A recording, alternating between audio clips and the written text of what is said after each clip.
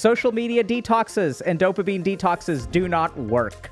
The reason that video games and social media are so damn addictive is because they allow us to take a break from real life. All of the things that you wish you would do, you will start to want to do. All you need to do is social media detoxes and dopamine detoxes do not work. For the last 2 or 3 years, everyone has been talking about dopamine detox, social media detox. You should detox. Take a break from your social media, man. It'll be good for your mental health. Turns out, doesn't do anything. So here's how I understand this, okay? So I did a little bit of something called addiction psychiatry for a little while. And in addiction psychiatry, we learned a really important lesson. If you take a 2-week break from heroin and then start using heroin again every day, turns out doesn't do much for your mental health. Everyone for a long time has been talking about the benefits of detox. So here's what happens, okay? We have to understand this from a neuroscience perspective. When our brain becomes dependent on something, whether that's a substance, whether that's a behavior, and that whatever that substance or behavior is, when we have a neurological effect that activates our neurons in a particular way, we usually develop some degree of tolerance, right? So if I drink a cup of coffee every morning, the first cup of coffee I have will keep me wired, but over time I become dependent on it. And without the coffee, I actually become cranky. This is what we call withdrawal. So I think when we have a lot of these social media detoxes, dopamine detoxes, I'm taking a break for a week or a month or whatever, a weekend or a week, we can subjectively feel sometimes good, but oftentimes the first thing that happens, even when you detox off of social media and dopamine related things, is that you go through withdrawal, right? So, and this is the other crazy thing that I think like somewhere along the way, like all of the people who are, all the influencers started talking about detoxes, and we've talked about it too, which we'll get to in a second. But what I think they missed is that like in psychiatry, when we detox you off of something, the goal is not for you to go right back onto it at the end, right? So like when I detox someone off of alcohol, so let's say I'm working in a residential addiction treatment facility or in an inpatient hospital setting, and I'm detoxing someone off of alcohol. It's like, we're going to detox you. And the reason we detox you with, let's say, like IV Ativan or lorazepam over the course of 4 or 5 days is so that you don't have a seizure and die. But then the goal is not like, okay, now that you're detoxed, go back out there and drink. The goal of detox is to basically adjust or heal the withdrawal phase so that you can institute healthy habits going forward. So I do think that there are advantages to taking a break from social media for a couple of days, but I think what we see in some of these studies is a withdrawal effect where we actually increase the negative affect that we feel once we remove the soothing balm of social media on our brains, right? Once we remove it, we're going to experience acute withdrawal. This can actually increase the negative amount of affect we feel. We can feel less positive because we become dependent on social media for this kind of stuff. And then it gets worse, right? We start to experience withdrawal. So I have also been guilty of making a video about dopamine detox because everyone is making a video about dopamine detox, and we sort of thought we would make one too. But I think if you watch our video, there's a really big difference. And if you look at the way that we approach dopamine, we don't detox off of dopamine. I think I even say this in the video. You can't detox off of dopamine. Like dopamine is a neurotransmitter that exists in your brain, period. You can't detox off of it, right? It's not like an artificial substance. It's kind of like saying, I'm going to detox off of cortisol. Like you can't get rid of cortisol. You can lower your cortisol levels. You can stop the release of cortisol, lower the release of cortisol, but it doesn't work like that, okay? So if y'all want to be healthy in relation to your social media usage, or video game usage or whatever, and that's why we're a healthy gamer, we're not detox gamer, right? We're not like stop. What y'all have to do is really balance your usage over time. So what we have to understand about social media in particular is that the rates of things like body dysmorphia, the amount of social media that we use correlates with the level of body dysmorphia that we have. At least I believe that. I've seen some studies to that effect. It's like an evolving area of research, okay? So the main thing is it's kind of like, okay, if we like using 10 hours of social media a day or 4 hours of social media a day, that is going to have an effect on our mood. It's going to have an effect on our sense of self-worth. It's going to have an effect on our self-image. And those are dose-dependent responses. So what that means is that the more I use social media, the worse I feel. And so you can take an acute detox, but then if you go right back to using it in the same pattern that you did, you're going to get back to, I can detox you off alcohol, but if you go out and you start drinking again, you're going to be back to square one. So I think the reason that everyone loves this idea of social media detox and dopamine detox is because the addict in your brain loves the idea of, oh, I can take a break for a week and then I can go back to using. I don't actually have to make sustainable, difficult changes in my life. I can feel really good about myself by detoxing for a week and then going back to using, right? And if you kind of think about it, I've literally had patients who are addicted to things like alcohol who love that. They love going to rehab. They're like, yeah, I'm going to go to rehab for 2 weeks. I'm going to detox, reconnect with myself. It's going to be great. But I'm not going to make any long-term changes. I'll feel really good about myself. And then the best thing is I get to give myself a pat on the back because I did something for my health without making any long-term changes. And that's why, like, I hate to say it, but, like, there's a lot of content out there where everyone's like, oh, yeah, just do this for, like, dopamine. But, like, y'all really have to understand this stuff. Like, you really need to have a solid neuroscience perspective, psychological perspective. It's not simple. How can you find balance with this addictive machine? So if social media detox doesn't work, how do you find a balance with technology? When people hear about our coaching program, their first response is usually, why would I work with another human being when I can watch YouTube videos all on my own? Working with a coach is about amplifying your time and effort. We're great at wanting things and even making some progress, but we usually struggle with follow-through or have some kind of setback. And that's exactly where working with a coach can help. Coaches provide personalized support to help you set appropriate goals, make progress, and even work through setbacks. Just let us know what your goals are, what kind of support you're looking for, and we'll match you with the best coach for your unique needs. Check out the link in the description below to see if coaching is right for you. So here's what we need to understand. Doesn't matter if you're talking about social media, video games, whatever. And have y'all noticed, by the way, that social media and video games are no longer different?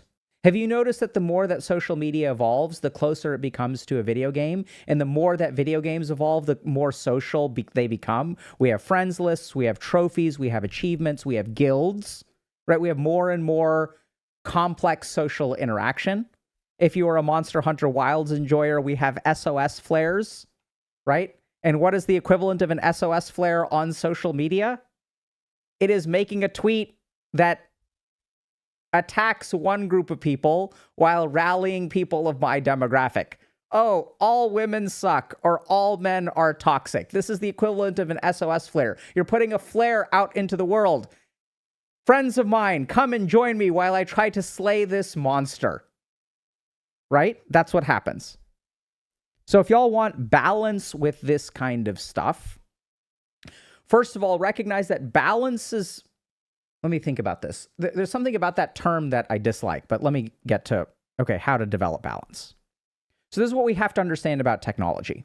The reason that we are all addicted to technology is because technology activates certain parts of our brain that make us feel good, right? Really simple.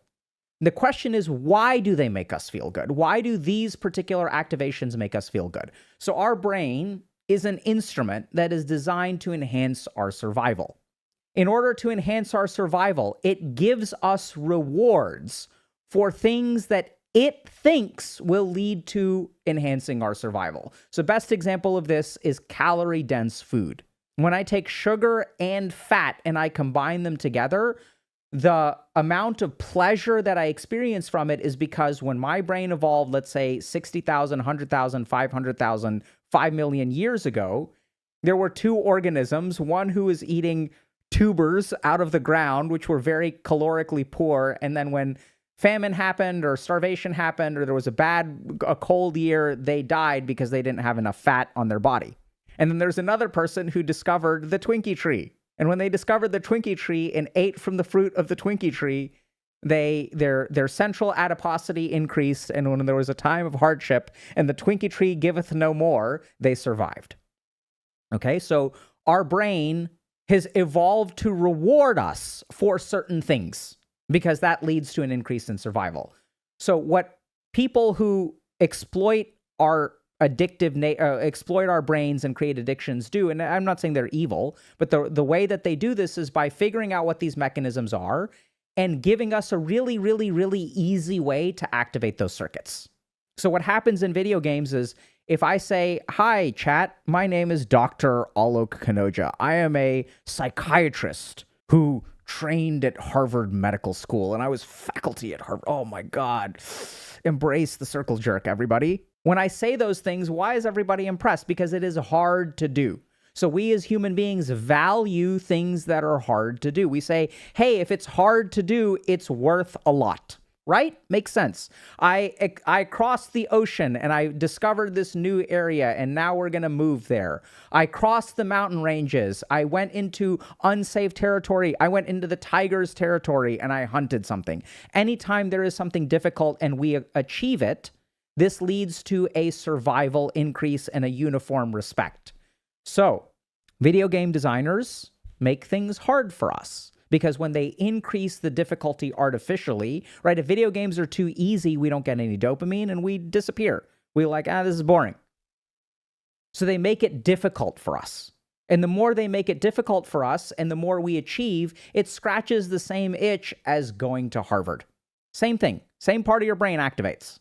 So if we look at social media, they give us, in video games, they give us a sense of difficulty and achievement.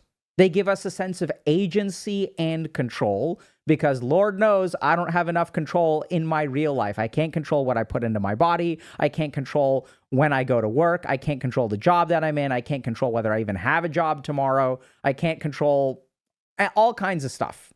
But why do y'all think Minecraft is so addicting to kids? Because it allows them to control, right? My kids make a pillow fort. And when they make a pillow fort, I tell them, okay, it's fine. Y'all made a pillow fort. Now clean it up. And think about it. When you're a child who's making a pillow fort at home, you have to break all of your work down at the end of every time you play. But in Minecraft, you get to build more and more and more. You get to create. Human beings love to create. We reward people who create. We reward people who build buildings. We reward people who write books. We reward all these things. So our brain is wired to reinforce creative behavior. And so the key thing is that whether it's community, whether it's autonomy, whether it's achievement, right? So even with social media, when I make a post and I get 50% more likes than I usually get, my brain tells me, wonderful. You have improved. You have accomplished something. Now you are 50% better. Used to get C's, now you are getting A's. And then that becomes our new baseline. So now we used to get 50 likes. Now we get 75 likes. Now 75 likes is our new baseline. And our brain says 75 likes isn't good enough anymore. We need to be progressing. So the reason that all of this stuff is so addictive is because it activates all of the things that we care about. See, this is what a lot of people don't understand, is that if you have all of these like productivity influencers or you have tiger parents who are telling you, hey, you need to accomplish more. You need to work harder. You need to distinguish yourself. The more that tiger parents tell their kids you need to be something in life, that activates the part of your brain that wants to be something. And what they're actually doing is making you more vulnerable to achievement in video games. Because if you had a parent who was never happy with what you did, and they said, you need to be more, you need to be more, you need to be more. And even though you're trying to accomplish, your brain never gets the reward. But your brain values accomplishment. They instill their values into you of accomplish something. The game comes along and says, hey, buddy, good job. You accomplished something today. Look at you. You've logged in for 363 days in a row. Good job. So the very values that we are being indoctrinated with by all of the people who tell us to be better and productive are the things that video games and social media are actually satisfying. So how do you develop a balance? It's really simple, but very difficult. Start to satisfy your brain in the real world. So whatever it is that you love the most about a video game, what you love the most about social media, learn how to do that in the real world. Now, here's why that's hard, because the dopaminergic signal that you get from the real world is going to be way lower and with a way higher effort than in the video game. Does that make sense? So it's harder to get that level of achievement. You can beat Monster Hunter Wilds within, I don't know, maybe 50, 60 hours. I have no idea. But like graduating from Harvard is like a 4-year investment. Does that make sense? And this is why everyone goes into video games, because it's kind of like, okay, you've got two options. You can go to your sink for a glass of water, or you can walk 15 miles for a glass of water. Which one are you going to choose? So our brain automatically chooses the sink because it's easier. The reward is the same. The amount of dopamine release that we get in the brain is comparable. Does that make sense? So the reason that it's hard to balance is because balance is chasing inefficiency. You have to do things that are not rewarding. And then it becomes really hard, because how do you do things that are not rewarding? There's no behavioral reinforcement, or the behavioral reinforcement is so low. So what I would recommend for anyone who's trying to balance is think about what you get the most from this activity. And oftentimes, if we're talking about something like social media, what we get the most is, oh my God, I get to take a break from my day. Oh, I get to take a break. This is the hardest thing. The reason that video games and social media are so damn addictive is because they allow us to take a break from real life. So then the question becomes really simple. How can I, in any way, shape, or form, satisfy whatever I'm getting from the video game or from social media in the real world? And it's not going to be equivalent. You're not going to feel the same. It's not going to be anywhere near at the beginning. But balance is built up over time. Try to do whatever it is in the real world. If you like taking a break, I would say go for a walk, right? Take a break outside of technology. If you enjoy the feeling of dumpstering noobs, this is what's so hard, do something that is competitive in dumpster noobs IRL. But that's hard. So what y'all need to understand is that you have a choice. You have a choice between things that are easy or things that are balanced. If you want balance, you're going to have to pay for it. And the problem isn't that, the problem is we're not willing to pay the price for balance. And so if you want to do something, and it's crazy, I've been kind of doing this myself even. And it's amazing, once things start to pick up, how easy it becomes. So this is the other thing that I want y'all to understand. If you start engaging in healthier activities, especially for the first 4 to 6 hours of the morning. So what I would say is stay the hell off of your device for the first 4 to 6 hours of the morning. 4 hours ideally. 1 hour is great. 4 hours is really good. And then people say, but I have to check my email when I wake up first thing in the morning because I need to know at 8 a.m. what's going on at work. And then I say, if you need to check on what's going on at work at 8 a.m., you should wake up at 4. Easy. Give yourself 4 hours. So this does a couple of important things. The first thing that it does is when we wake up in the morning, our dopamine stores are full. And so whatever we do early in the morning will release more dopamine because we've got a bunch of it. When we release more dopamine, this does a couple things. Not only will we find it more enjoyable, but you will crave it tomorrow. You will reinforce that behavior tomorrow. The problem right now is that when we dump all of our dopamine, when we wake up first thing in the morning and we browse our phone for an hour and a half, we dump all our dopamine. Then there's none left over to create cravings and behavioral reinforcement for healthy behaviors. I don't know if this kind of makes sense, but we literally have a currency that the more we spend that currency, the more we will crave that whatever we're doing. And that currency is dopamine. If we exhaust it right at the beginning, it's going to be really hard to develop balance. So balance involves, first of all, recognizing what is it that I get from this and trying to duplicate it. And secondly, being very careful about the sequence of events. It's not just do it every day. It is do it before you use any technology. And do it as much as you can before you use any technology. If you stick with this for a while, which is going to be hard, if you stick with it, you will start to notice that your natural motivation towards the video game or the social media will decline. Because your brain will naturally be behaviorally reinforced towards healthy behaviors. And the more you move towards that, the more balance you'll find. Does that make sense? The finite dopamine. Yeah, let me see if I can pull this up. Okay. Nucleus accumbens dopamine in the regulation of effort and food-seeking behavior, implications for studies of natural motivation, psychiatry, and drug abuse. Boom! Let's take a look. Okay? So, this is a study that basically is looking at, I don't know if this is exactly what this one says, but there's a bazillion of these papers. I don't know. No. I have a bazillion of these papers, and I don't know which one has the experiment I'm looking for, but this is close enough. So basically what they do is they look at when there's a barrier that has 4 pellets and you can get 2 pellets for free. And when there's a barrier that has 4 pellets versus 0 pellets, when there's 4 pellets over here and 2 pellets over here, what we see is that the mouse's behavior is very different. So if I have to overcome an obstacle to get a greater reward versus no obstacle but lower reward. So low effort, low reward versus high effort, high reward. When you have dopamine depleted mice or dopamine deficient mice, they become lazy fuckers.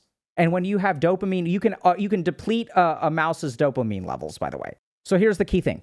See, when we have a dopamine depleted state, we will choose the low effort, low reward option. And when we have a high dopaminergic state, we will choose the high effort, high reward option. And so what everyone misses, everyone's like, how do I find motivation? How do I find discipline? How do I, why do I just all do this easy stuff? And it's not that, this is what we got to understand. It is not that you are lazy. It is that the technology that you are using depletes your dopamine level and makes it difficult or impossible for you to choose high reward, high effort options. Because here's what happens. When we have plenty of dopamine and we engage in a high effort thing, there's plenty of dopamine that we then release. So when I climb to the top of a mountain, I feel great. And this is the other really interesting thing, is that the amount of effort that we put in increases the amount of dopamine we receive. How many times do we wipe in Dark Souls on a boss? 200. Why do we keep playing? Because the last time I wiped 50 times and I won, it felt so good. So if you understand how your dopaminergic circuitry works, you can reshape your life to be easy. All of the things that you wish you would do, you will start to want to do. All you need to do is understand the dopaminergic circuitry and shape it in the right way. So if you don't spend your dopamine at all, if you don't spend your dopamine, it'll start leaking out with whatever you're doing anyway. That's what's really cool about it. So, all these people who enjoy doing healthy things, and you're like, how the hell do you enjoy doing healthy things? People are like, yeah, I enjoy taking a walk. I enjoy going to yoga. I really find it fulfilling. You're like, what the hell is going on? What is going on? And when these people do not engage in dopaminergic activity, then they have so much dopamine that it starts leaking out with regular stuff. There's a big nuance there that I'm missing, which is a lot of this is mediated by serotonin, but that's conversation for a different day. There's a dopamine video there. There's a great video that we did that talks about dopamine versus serotonin as well, which y'all should look at. Hey y'all, hope you enjoyed today's video. We talk about a bunch of topics like this on the channel, so be sure to subscribe for more. If you're already subscribed, GG, and we'll see you in chat.